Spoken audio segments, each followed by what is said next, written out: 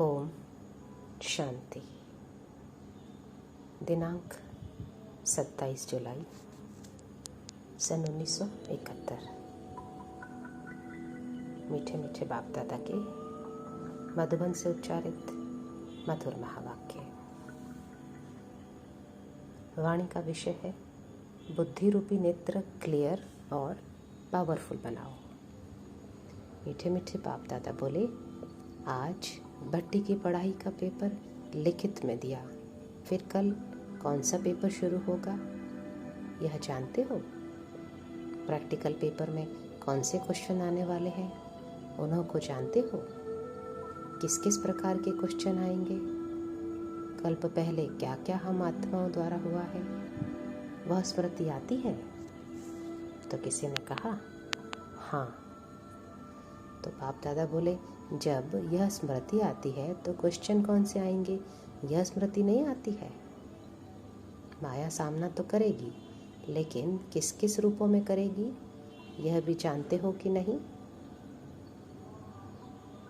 बाप दादा बोले, मास्टर नॉलेजफुल बनकर चाह रहे हो ना? मास्टर नॉलेजफुल को तो इन एडवांस सभी मालूम पड़ ही जाता है। जैसे साइंस वाले अपने यंत्रों द्वारा जो भी कोई घटना जैसे कि तूफान व बारिश का आना व धरती का हिलना आदि पहले से ही जान लेते हैं, तो क्या आप सभी भी मास्टर नॉलेजफुल बनने से इन एडवांस अपनी बुद्धि बल द्वारा नहीं जान सकते हो? दिन प्रतिदिन जितना जितना अपनी स्मृति की समर्थी में आते जाएंगे, अर्थात अपनी आत्मा रूपी नेत्र को पावरफुल बनाते जाएंगे, क्लियर बनाते जाएंगे, उतना उतना कोई भी अगर विघ्न आने वाला होगा तो पहले से ही यह महसूसता आएगी कि आज कोई पेपर होने वाला है। और जितना जितना इन एडवांस मालूम पड़ता जाएगा तो पहले से ही होशियार होने के कारण विघ्नों में सफलता पा लेंगे। जैसे आजकल की गवर्नमेंट को जब पहले से ही मालूम पड़ जाता है कि दुश्मन आने वाला है तो पहले से ही तैयारी करने के कारण विजयी बन सकते हो, और अचानक आक्रमण विजयी नहीं बना सकता।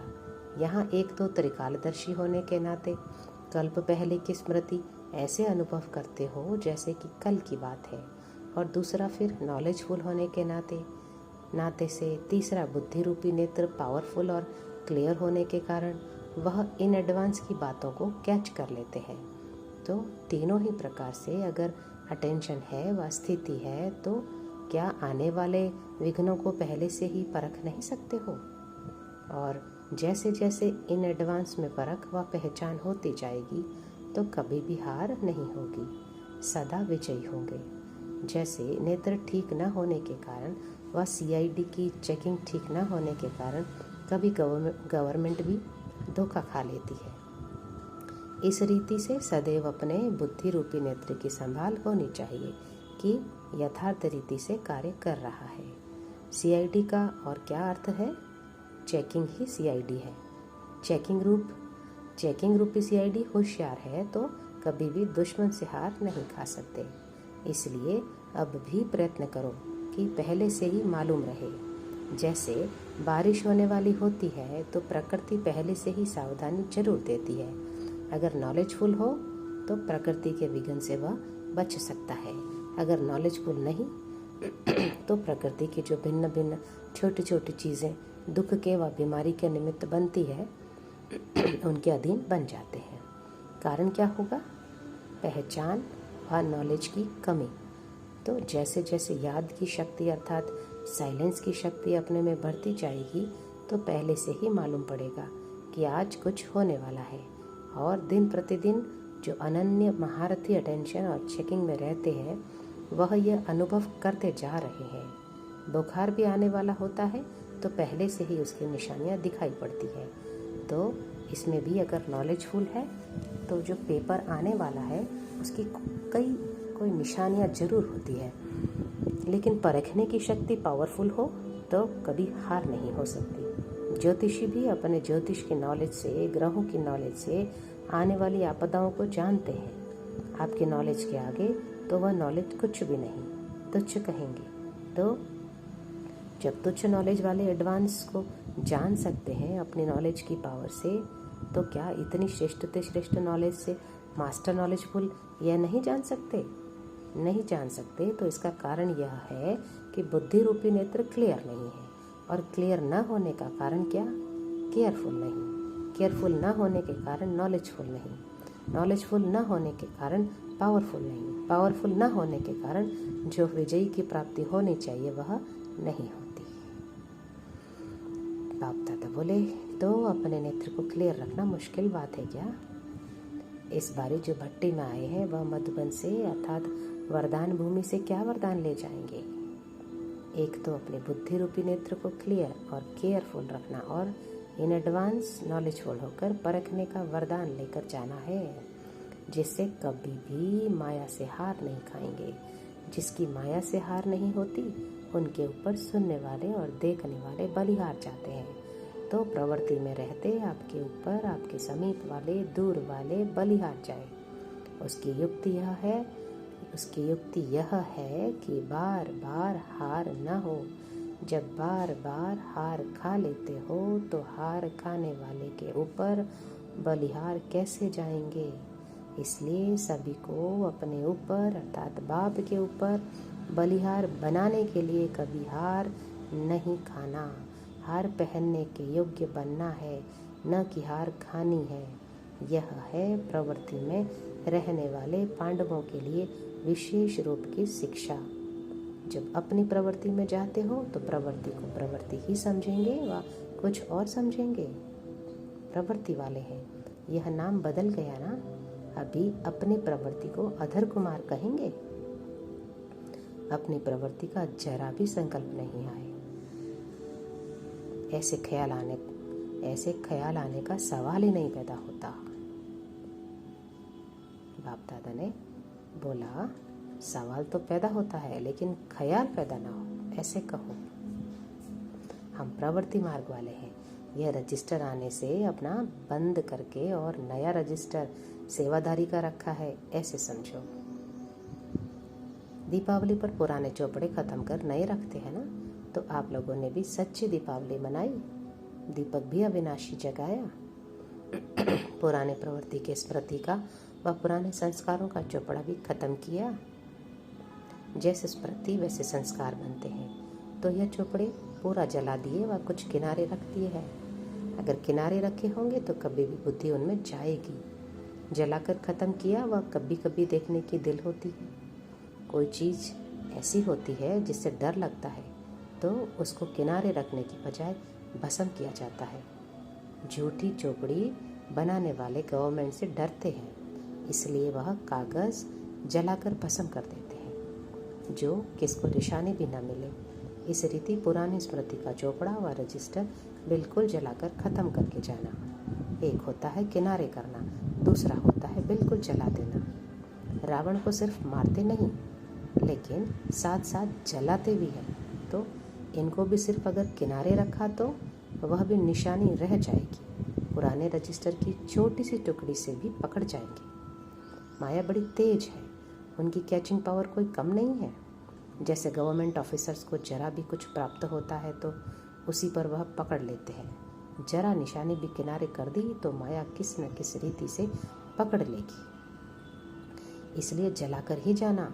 सुनाया था ना कि कुमारों में जेब खर्च का संस्कार होता है, वैसे प्रवृत्ति मार्ग वालों में भी विशेष संस्कार होता है। कुछ न कुछ आयवल के लिए किनारे रखना। चाहे कितना भी लखपति क्यों ना हो, कितना भी स्नेही क्यों ना हो, लेकिन फिर भी ये संस्कार होते हैं। अब यह संस्कार यहाँ भी पुरुषार्थ में विघ्न रूप होते हैं। कई समझते हैं कि अगर थोड़ा बहुत रौब के संस्कार अपने में न रखें तो प्रवृत्ति कैसे चलेगी। वह थोड़ा बहुत अगर लोभ के संस्कार भिन्न रूप में न होंगे तो कमाई कैसे कर सकेंगे। वह अहंकार का रूप न होगा तो लोगों के सामने पर्सनालिटी कैसे देखने में आएगी। ऐसे कार्य के लिए अर्थात आईवल के लिए थोड़ा बहुत पुराने संस्कारों का खजाना जो है उनको छिपा कर रखते हैं। बाप दादा बोले, यह संस्कार ही धोखा देते हैं, ये कोई पर्सनालिटी नहीं। वह इस पुराने संस्कारों का रूप प्रवृत्ति को पालन करने का साधन नहीं है। पुराने संस्कारों का लोभ रॉयल रूप में होता है, लेकिन है लोभ का अंश। समझो प्रवृत्ति वाले व्यवहार में जाते हो तो जहाँ देखेंगे थोड़ा बहुत ज़्यादा प्राप्ति होती है तो उस प्राप्ति के पीछे इतना लग जाएंगे जो इस ईश्वरीय कमाई को कम कर देंगे। इस तरफ अटेंशन कम कर उस तरफ की प्राप्ति ज़्यादा अटेंशन गया तो क्या यह लोभ का अंश नहीं है? इस रीति जो आईवेल के लिए पुराने संस्कारों की प्रॉपर्टी को अर्थात खजाने से थोड़ा बहुत किनारे कर रखते हैं समय पर यूज़ करने के लिए, लेकिन यह संस्कार भी खत्म करना है। बाप दादा बोले ऐसी चेकिंग करनी चाहिए जो जरा भी कहाँ कोने में कोई ऐसे पुराने संस्कार रहे हुए तो नहीं है। मोह भी होता है, प्रवृत्ति तरफ ज़्यादा अटेंशन जाए, यह भी रॉयल रूप में मोह का अंश है। यह बेहद की प्रवृत्ति तो 21 जन्म साथ चलती है और वह प्रवृत्ति कर्म बंधन का चुक्त करने की प्रवृत्ति है। तो चुक्त करने वाले प्रवृत्ति की तरफ ज़्यादा अटेंशन देते और इस तरफ कम अटेंशन देते हैं, तो यह मोह ममता का रॉयल रूप नहीं हुआ। यह अंश वृद्धि को पाते पाते विघन रूप बन विजयी बनने में हार खिला देती है। इसलिए प्रवृत्ति वाले भले मोटे रूप में महादानी महाज्ञानी भी बने, लेकिन यह किनारे किए हुए विकारों के वश के वंश के अंश भी खत्म करना है। यह भी अटेंशन रखना है। ऐसे नहीं कि कोर्स मिला और पास हो, नहीं, अभी इसमें भी पास होना है। बिल्कुल जरा भी किसी भी कोने में पुराने खजाने की निशानी न हो। इसको कहा जाता है मर्जीवा व सर्वंश त्यागी व सर्व समर्पण व ट्रस्टी व यज्ञ के स्नेही व सहयोगी। यह है कोर्स। भले कोर्स तो टीचर्स ने कराया, लेकिन कोर्स के पीछे चाहिए फोर्स। सिर्फ कोर्स कर जाते हो तो कोर्स यहाँ तक ठीक रहता है, लेकिन फिर पेपर देने के टाइम कोर्स भूल जाता है। कोर्स के साथ में फोर्स भी भरकर जाएंगे तो कोर्स फोर्स सक्सेस करेगा, कभी फेल नहीं होंगे। तो यह फोर्स भरकर जाना, तब सदा विजयी बन सकेंगे। जरा भी निशानी ना रहे, निशानी होने के कारण ही बुद्धि का निशाना नहीं लग सकता है। ऐसा ऊंचा पेपर देना है। छोटे छोटे पेपर से पास होना बड़ी बात नहीं, लेकिन सूक्ष्म महीन पेपर से पास होना, यह है पास विद ऑनर की निशानी। तो अब समझा कि क्या करना है। अपनी पुरानी चौपड़ी पूरी जला कर जाना। इतना फोर्स भरे यह भी बहुत है। जैसे कपड़े धुलाई के बाद प्रेस ना हो तो कपड़े में चमक नहीं आती, तो यह भी कोर्स के बाद अगर फोर्स नहीं भरता है तो चमत्कारी बनकर चमत्कार नहीं दिखा सकते। तो अब चमत्कारी बनकर जाना, जो दूर से ही आपकी ईश्वरीय चमक आकर्षित करे। सभी से ज्यादा अपनी तरफ आकर्षित करने वाली चीज कौन सी होती है? जो दूर से ही न चाहते भी अपनी तरफ आकर्षित करती है। तो किसी ने कहा चमक। तो बाबा ने पूछा चमक किससे आती है? आपकी प्रदर्शनियों में भी सभी से ज्यादा कौन सी चीज आकर्षित करती है? एक तो लाइट अपनी तरफ आकर्षित करती है, दूसरी माइट अपनी तरफ आकर्षित करती है। फिर उसमें कोई भी माइट हो, अपने में ईश्वरीय लाइट व अपने में ट्रांसफर होने की माइट हो तो भी आकर्षित करते हो। जो अपने को ट्रांसफर नहीं कर सकते तो ट्रांसफर करने की लाइट और माइट अपने में धारण करने से हर आत्मा को अपनी तरफ आकर्षित कर सकेंगे। अच्छा, ओम शांति।